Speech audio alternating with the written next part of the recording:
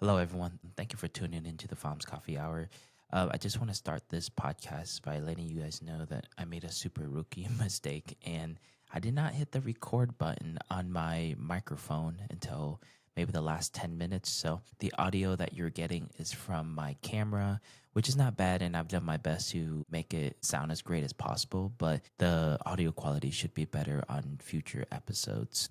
Thank you for that. All right, let's start the podcast. Welcome everybody back to the Farms Coffee Hour. That is so weird to say because we've taken a break since the last episode, but I'm so glad to be back. Today we're doing our first episode, and I'm actually gonna have you introduce yourself. Yeah. So I am Brianne Gauthier, and I'm the Community Engagement Director for Willow Rising. And we're a nonprofit in town that helps people that have been impacted by domestic and sexual violence. And you guys are our neighbors. Yes, Yeah. you guys are right around the corner from us, which is very tempting. Can you tell us how long you've been a part of Willow Rising and maybe what personal connection you might have to the organization? Yeah, so I've been at Willow Rising for about a year and a half now, which seems kind of crazy. It goes fast. But yeah, I joined, just had like a moment of self-reflection of like where I wanted to go in my life. And it's one of those things where domestic and sexual violence are kind of hard topics to talk about, but it's so prevalent and everybody knows somebody. And I know people that have been impacted. And so what better use of a skill set of mine than to help other people going through this? And so I think my passion just kind of brought me here. Like, what an amazing thing when you're just drifting through life, right? And then you're like docked in somewhere and you're like, oh my God, I fit in this place and Yeah. it makes sense and I enjoy myself here. And it's always fun to be able to find something that you Yeah. can like, get behind. I always, sometimes I feel like we're just like jumping timelines. I just went on the Willow Rising timeline. Congratulations, by the way, for becoming the community director as well. Thank you. Yeah, that's really cool that they brought you on full time and now you're just like Yeah. over there. I imagine you're an asset for them. That's all fantastic. Thank you. Tell my boss that. Hopefully she'll listen. Yeah, she represents you guys very well in and outside the office. Can you describe, for anybody who doesn't know about Willow Rising, can you describe Willow Rising in like a concise, short way, easy to understand that people can kind of get? What's the Yeah. best way? So we like to say, like, our goal is to help create new beginnings for people that have been impacted by domestic and sexual violence. And we do that through kind of our four principles of offering safety, support, education, and then survivor empowerment. And that kind of will go through like what services we offer for those individuals. Wow, you're trying to hit through all the stages of how somebody would require your assistance. Yes, there's a lot more than I think people always initially think goes into this. And you know what? Things need to happen in stages. You don't go from 1 to 5 or 10. You know, it takes a lot of time and effort Yes. on everybody's end. Yeah, we try to look at it beginning, middle, and end. I think that's a fantastic segue into talking about maybe some core services that you guys offer. Maybe you can kind of break them down as Yeah. far as like if somebody first contacts you guys. Yeah, absolutely. So primarily, like if somebody were to contact us and come into Willow Rising, a lot of what we're first doing is getting to understand where that person is at. And safety planning with that individual and offering that peer support. So what are the goals of that individual in accordance to how they've been impacted? So we do have a safe home that's an undisclosed location, and that's there for people that are actively fleeing domestic violence. So we do work with other agencies kind of depending on what people's needs are, but for those that are in danger, we have that space where they can regroup. Some people come to us without papers, license, ID, starting completely over. So it is a transitional housing. So we're looking more short term, but that's something that we'd love to kind of look into moving forward is how can we partner or grow that just because there's a housing crisis kind of as well. But we do have that for people that need it, that are actively fleeing, but it looks like a lot of different things as well. So we have like a court advocate. She's bilingual and she'll help people if they're are going through POs, going to court, because that can be very difficult, having to face an abuser in court, and just kind of helping support through that process as well. And we have our youth advocates. And sometimes the families coming through the home have children with them. And so being able to offer through that lens of the youth kind of what support they may need as well. Support groups, we have those at our agency, our building, every Tuesday evening for survivors. And we have that in English and Spanish. And that's something that we're trying to get out into other counties for, because we're under United Way. So we have Hall, Hamilton, Howard, and Merritt counties. We're really trying to offer that support elsewhere as well, because not everybody can get to Grand Islands. So we have an advocate that does outreach at the libraries once a month in St. Paul and Central City, to kind of bring that to other people as well. Just because, we're not always accessible to other people in outside counties, but we want to be. We are where we're here for those people. And then we do also, a lot of people don't know this, we work with perpetrators as well. So we have a social change director that works with our AIP program, and that's an abuse intervention program. And so that's for people that have chosen violence. And so there's that educational aspect to what we do as well. A lot of these people, it's court ordered. Some people take it voluntarily. It is the only aspect of our services that people do pay for. Everything else is completely free, but helping people understand emotional regulation. Where does this choice of violence come from? And how can you make better choices so that that cycle of abuse stops? So there's a lot. We do different outreach things. We do presentations at schools, and throughout the community at different businesses. Yeah, that is a lot that you guys do. And I didn't know half of those things. We're a small army, is what I like to call it. But it sounds like you guys are really just trying to be available for people. Yes.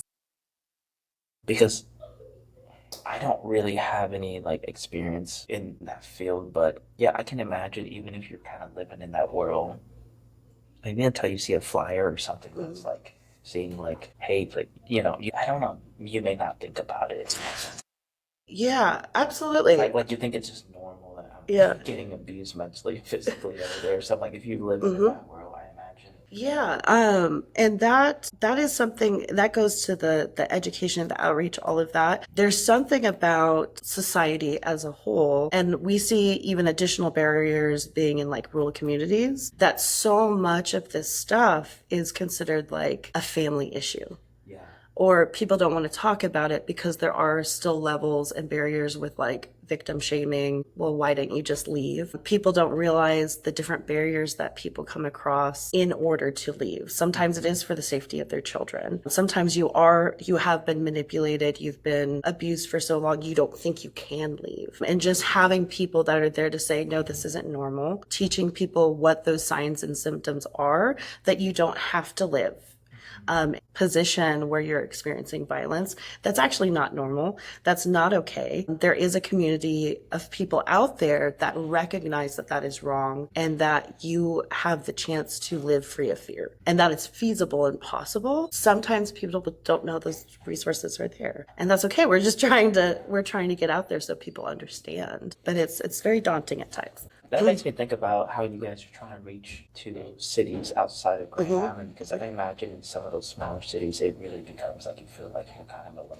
Yeah. And when I mentioned earlier, everybody knows someone. That can go both ways. Sometimes somebody that is choosing violence is someone you know. There's different barriers with people with status, maybe job positions, just that social structure of who you know, but it doesn't justify it. Yeah.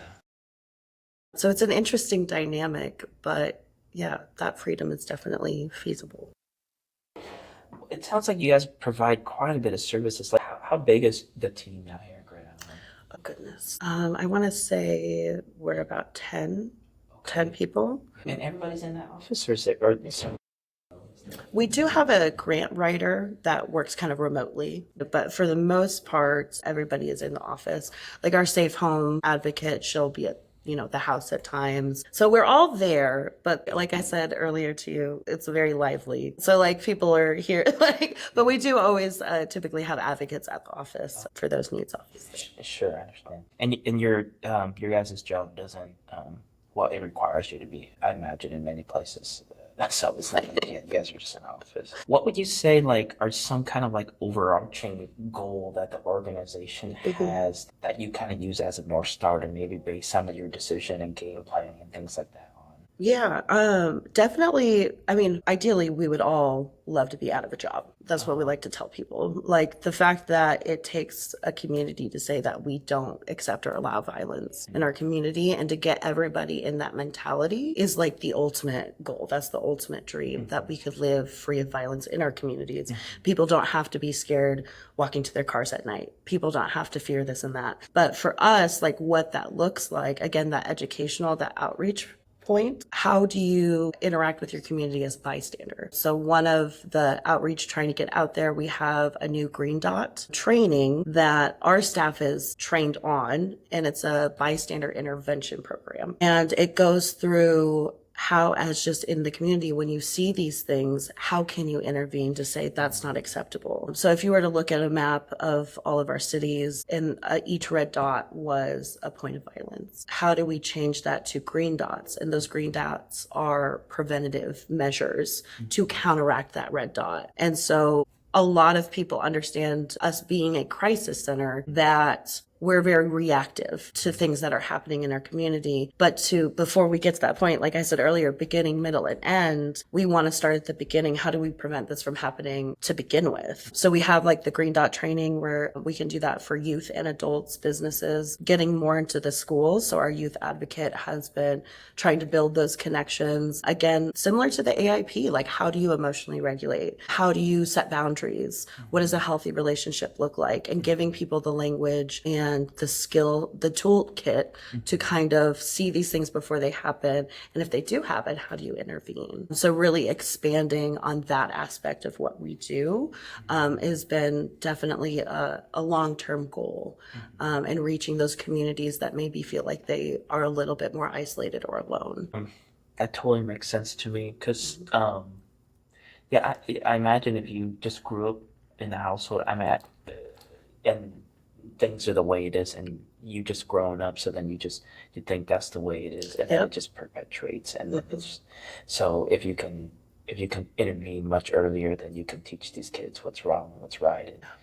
So I'm Vietnamese, and I was born in Vietnam, and it's so funny to say out loud, but like spouse abuse is like, it's almost like a joke in Vietnam. Like it happens so much, and it's like I'll hear my mom talking about stories about like how my grandma was being treated, or how she's seen other women being treated, or to the point where she was telling me, like in Vietnam, if they had arranged marriages and you didn't want to do it, and you just decided to like choose the lover of your life, and this person was not good to you, it was difficult for you to go back to your family because you didn't want to accept the arranged marriage. Like it was to that point. Obviously, this is like her generation and her parents, so like now it's a lot better, but I grew up hearing some of those stories, and it just blew my mind. But I imagine, Yeah, I mean, that's a very good point, actually, is that there are, I think, cultural and systemic sort of perspectives, viewpoints, how people are raised. Like we say that that passes along. It's so normalized. And it is so, and I'm so sorry to hear that, because it's not right. And when it's such a big influence, whether coming from the culture or the system that you're existing in, you didn't choose that. You're born there, you grew up here, there, and that normalization is so dangerous. So being able to openly discuss these things is so important, even though at times they are uncomfortable, because no matter where you are, you deserve the right to not feel fear, which is crazy to like be like, yeah, you should have that right. The amount of work that you guys do, I know this is probably a really difficult one, but it's like how can we measure the success or like the progression that is being taken place through your services? Like would you say are some good indicators?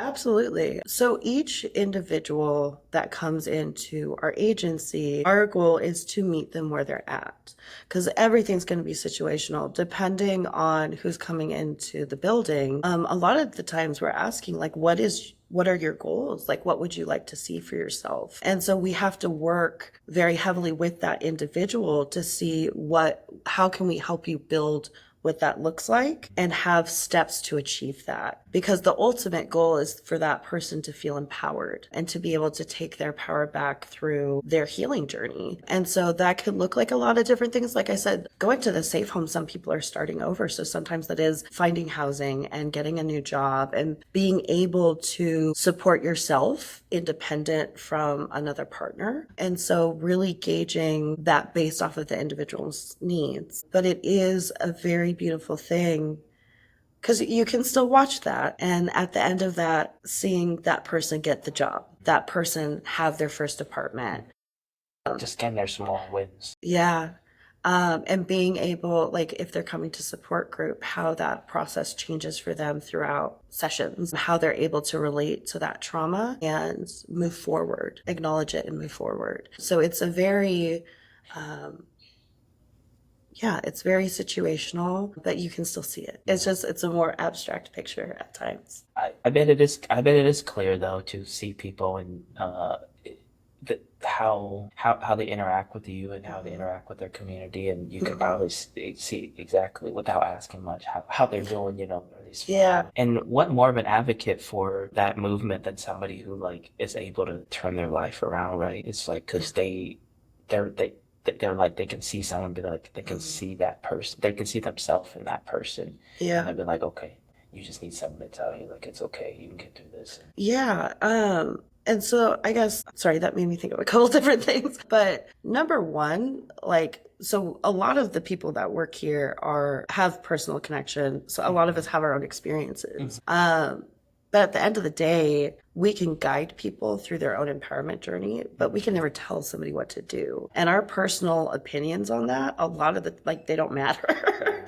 It really, like I said, like meeting people where they are at, but also like healing and going on that journey is not a picture perfect movement. It can be messy. It can be its own kind of form of trauma in a way.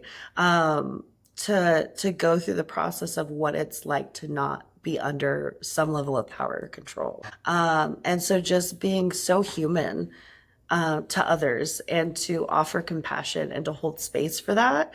There's no like right way to heal, and so much of that is internal, but you don't have to go through that alone. And there are people there with resources that will hold space for you and offer you support through that. But yeah, it's to the individual, and that's how they take their power back. What a beautiful thing. Yeah. Thank you for that. What would you say are some misconceptions people might have about the organization? A lot of people don't realize that like abuse can happen to anyone and everyone. A lot of the times people don't recognize or will have their own conceptions of men going through abuse. So the statistics are 1 in 4 women, 1 in 7 men will be in a violent relationship in their lifetime. And those are daunting odds. A lot of the time people think, oh, well, he's a man. Like he's not gonna, like, why doesn't he just stand up for himself? And that's not true. Power and control can come from a lot of different, whether it's emotional, physical, mental, and we're not going to victim blame. We help people, all different kinds of people, LGBTQ community. We will meet you where you're at. Like we don't judge, and it can happen to everyone. And you don't always know until you're in the middle of it. So just like recognizing how many different lives it can affect, and that a victim doesn't just have one face. It can look like a lot of different kinds of people. So I think that would be a pretty big misconception. That I know, like with sexual assault, a lot of the times there's that victim blaming. Why was she wearing that? Why was she there at that time of hour? But again, you don't know until you're in that situation. And like people that are hurting others, people that are choosing abuse, that's never the fault of the person on the receiving end. Yeah, those are, I can see how that would be a misconception, especially with a lot of men. Because you're always thinking about like a physical abuse, and there's something like a man is more physical. Like how could it be? But as you mentioned, a lot of it may start with mental. They have that power over you. I also there's a lot of men that people don't want to choose violence. Yeah. Like if somebody hits you, like you don't want to hit them back. Like that's kind of besides the point. But yeah, it can happen to anyone. Unknowledgeable about this. Like as I'm listening to you talk about different scenarios and different things, it's not a space that I've ever found myself in. So I'm like I I'm feeling so like not really lost, but I'm kind of taking in what you're saying, and it's like it's kind of a lot. Yeah, I could talk for a long. I'm sorry. It is a lot though. But that I think there's nothing wrong with that though, right? Like I would say before I started, I mean they're first of all, I've had access to so much training, opportunities for growth, conferences. There is so much information there. But that's where that open dialogue helps with that. I mean, there's things you could be like, well, do you know about this? And I'd be like, I don't know. And that's okay, but that's why open discussion is so fantastic. And being able to learn from people is fantastic. So it's okay. I saw on you guys' website that you have a 24-hour crisis line. When should somebody call that number? Yeah, so yeah, that's the other thing that I probably should have mentioned earlier. We do have a 24/7 crisis hotline. And so we do have an advocate on the clock 24/7, which it is the same number as our office number. So that gets directed to them after hours. So you are able to call our office number at any point in time. Depending on the situation. So we'll take a call. We'll see what those needs are. At times there is that danger assessment of, do you need to be housed right now? Are you in a safe place? Does someone have a weapon? Being able to gauge those things. Sometimes people just need to talk, which is also okay. But we can make appointments for people. We can do intakes. So at any point in time, if you are feeling like you need to talk to someone, if you need resources, if you want to see what your options are for maybe leaving an abuser, we can always schedule you an appointment. And depending on obviously that threat, we can help you now. We do SANE exams for sexual assaults, nurse examinations. We have advocates going to the hospital at 1, 2 in the morning to help people go, because it can be scary to go alone. Yeah. So depending on that need, but you're always welcome to call anytime. That's awesome.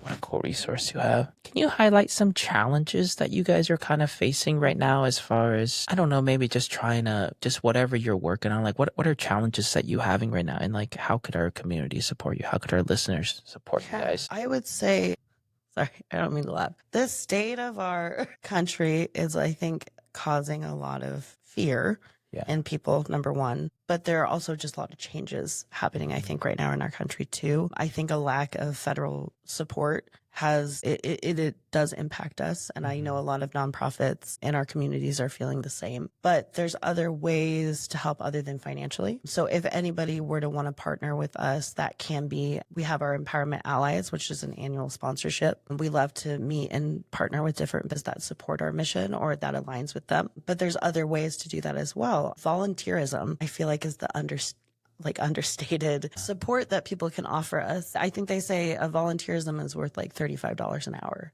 Labor, we talk about being a small army. People can volunteer to take calls, like on call, to go to SANE exams in the middle of the night. Volunteers can help with fundraising events. We have a lovely community that loves to give us donations, which is also fantastic. So if people have used clothes, anything that you'd think of like starting a new home, maybe you have a microwave that like you just got a better one and you don't know what to do with this microwave. We'll take it. We have storage units where we can hold furniture.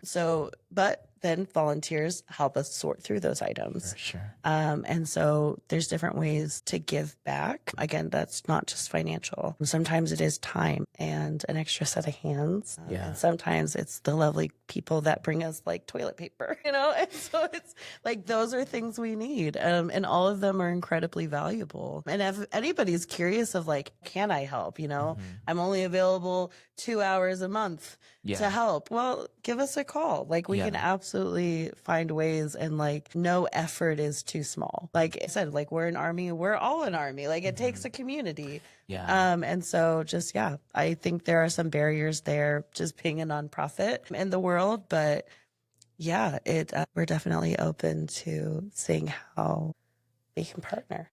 What's the best way to contact you guys? Just like through Facebook or? Yeah, Facebook works. Our office line as well. We can accept messages through our website, and phone calls are probably the best. Okay. easy enough. Those are just real practical stuff. Just give them an hour of your week or an hour of your month, and they would love to have you. Let's talk about some future stuff. What are some things that you guys are doing or planned for this year or next year that maybe you want to highlight? Yeah. So the outreach thing is pretty big right now. I know that the youth aspect of that, like looking into different youth programs and support groups specifically, and seeing how we can expand that, just because so much of how you like all those things we've talked about happens in youth. And I think a lot of the times when people think about domestic violence, they don't understand that they're oftentimes witnesses to that. Secondhand trauma, indirect trauma is still very real. So being able to like grow that aspect of it. And then there's been some work with potentially how we can readdress like our safe home, maybe potentially finding another space for that. It's very transitional housing. So typically we don't see people there past 2 weeks, but with the housing crisis, how can we revamp that or redirect our resources to maybe offer people that need a little bit more transitional time? And so I think those are some pretty big key points that we're trying to launch. Yeah, housing in Grand Island is tough. Yeah. Is there anything else you want to highlight? Those are all the questions I had for you. Well, I guess I will bring it back around. June 20th, which is coming up very quickly in a couple days here, is Day of Action. So Heartland United Way is partnering with different nonprofits. There's a chance to volunteer in different time slots. And so a bunch of different nonprofits in the area has signed up for that. Okay. So you can find that information if you have time or availability that day. You can always visit our Facebook page or Heartland's. And what is that called? Day of Action. Day of Action. Yeah. So it's a day, basically, really the movement of volunteerism and how important that is to our community, and having a day to really launch and celebrate that as like a big movement. And so that's this week. So that's very exciting to see people banding together for that. I will also say, we are just on the cusp of advertising for this and marketing for this, but we are doing our Unite Against Violence, A Chance for Change on September 20th. And we did this last April. So this will be the second annual one. Teams of 4 can go to the downtown businesses, restaurants, and bars to play minute to win it games and compete.